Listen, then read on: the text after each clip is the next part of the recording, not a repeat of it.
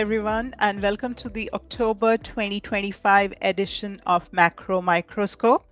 Today's topic is Emerging Markets Shine Despite Tariffs.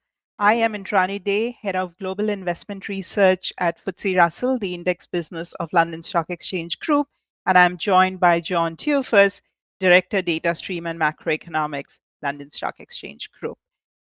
As always, a quick disclaimer that FTSE Russell is not an investment firm, so everything said is purely for educational purposes. So when we say emerging markets shine despite tariffs, let's look at a part of the financial markets that's known for being a risk on asset, meaning equities. So, and all data is as of September 30th, 2025. So using the FTSE Russell indices, the FTSE emerging market equities and the FTSE developed market equities, what's very remarkable is year to date and in the last 3 months, emerging market equities have outperformed the developed markets. Now, a couple of important things is this outperformance is very economically significant. Year to date outperformance is in excess of 500 basis points. 3 months outperformance is in excess of 300 basis points. So year to date 500, 3 months 300. So that's really significant. And what's also important is this outperformance is in US dollar terms. And a lot of this comes from the currency appreciation part too. Emerging market currencies holding up well. And there are a couple of other things, if you notice, which are the emerging markets that have done really well. You have Mexico, China, Brazil, and Taiwan, which means you have emerging market countries from LATAM, you have emerging market countries from Asia. You have countries like Brazil and China, which have been really hard hit by tariffs, but they are the ones who are really outperforming. Another thing to remember is, there is a lot of euphoria about technology and technological innovation in today's world. And it's important to remember that emerging markets have a very significant tech presence. So on the right-hand side, what we would also like to show is the fund flow, the amount of capital flows flowing into emerging markets, the teal blue bars, that has been very significant and healthy in the last 3 months, 6 months. So capital flows are consistent with the performance. Now, this is where equity performance has been so far. What can we expect going forward? So for that, let's look at the two main drivers of equity returns, the earnings growth and valuations. So on the right-hand side, you see the 2-year earnings growth forecast. In purple is the data as of now, gray is what it was a year back. So two important conclusions from there. One is, as on date, the expected earnings growth in emerging markets is 2x that of the developed world, double. So that's a significant thing. And the second equally important thing is if you look at the numbers for China, the earnings growth forecast today are actually higher than what it was a year back by a fairly significant amount. So that's something really important to note. On the left-hand side are the equity valuations. And I want to point out that despite this outperformance so far, the reality is emerging markets, their valuations are at a significant discount to that of the developed markets. They trade at around 14 forward earnings, and developed markets, it's 90. So emerging markets still have a lot of valuation discount. And lastly, I do want to touch upon their sovereign bond spreads in the long end 7 to 10. And I'm talking about local currency sovereign bonds because local currency sovereign bonds are really a measure of country risk. And what do I want to show on the chart on the left is emerging market, these spreads relative to that of the G7. And the important point is how much they have been compressing since 2022 when we had the COVID inflation spike and the central banks hiking rates, but emerging market sovereign bond local currency spreads started compressing and stay compressed.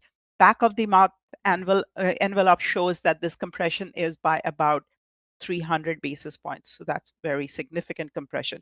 Now I'm going to turn it over to John, who will lead us through some more fundamental reasons for what we are seeing in financial markets. Thank you, Indrani.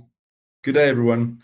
We'll start having a look at the picture of how emerging market currencies rather have been performing so far this year on a year-to-date basis.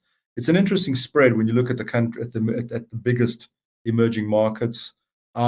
We've got the ruble right on top, recovering from a very low base, so posting a very, very large appreciation. And then at the bottom, we've got the Turkish lira and Argentine peso, both depreciating significantly, and not really for fundamental reasons other than really high inflation in both countries.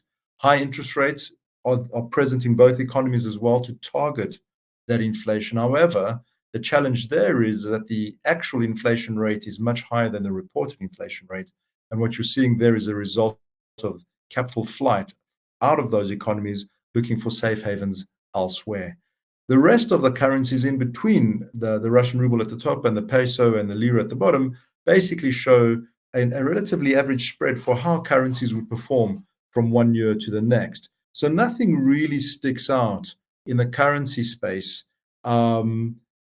too much, other than a really healthy Brazilian real increase and Mexican peso increase. And that sort of coincides with what Indrani was saying, that we've got quite an improvement in the returns in indices, in stock indices in those two countries. And you can see there's definitely an inflow of funds and capital into Brazil and Mexico. The next thing I want to show is this is all in the context of a high tariff environment, right? Which has pretty much started from the beginning of this year and sort of really started accelerating around about Independence Day in early April of this year. And the really interesting picture here, when you look at China, is that their exports really have recovered since a low. And the low wasn't at the start of this year. The low was in October of 2023. And we see a relatively decent recovery, maybe not what was expected, given the headline news that you see out there. So the question is, how has China gotten around the tariffs with the US? Have they diversified their trade flows? And in the next slide, what we're seeing here is two charts. One is on the left-hand side, shows the Chinese exports to Africa, Asia, and the US. You basically see that the US in the blue line has come up quite sharply. Asia, specifically exports to ASEAN, looks quite healthy. India is generally ticking up, not at a very high rate, but it's sort of increasing steadily. And if we take South Africa as a proxy for an African market, it's pretty much moving sideways. So there's an interesting story there. We expected to see the trade to the US decline, that we see in the chart. It's interesting to see that the ASEAN markets have absorbed a lot of exports from China in the interim. That makes a lot of sense. But when we look to the chart on the right-hand side, which is China's exports to Europe, we see a really, really interesting picture.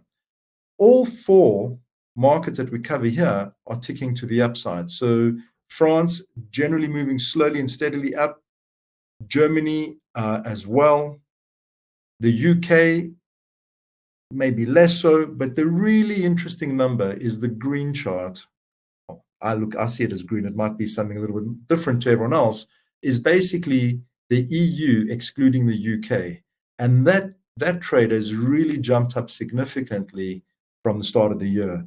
And I think what we're seeing there, Indrani and everyone watching this podcast, is in essence, China has diversified its exports from the US and it's looking locally at its neighbors in Southeast Asia, so the ASEAN nations, and also is increasing its trade with Europe in order to get around the tariffs from the US.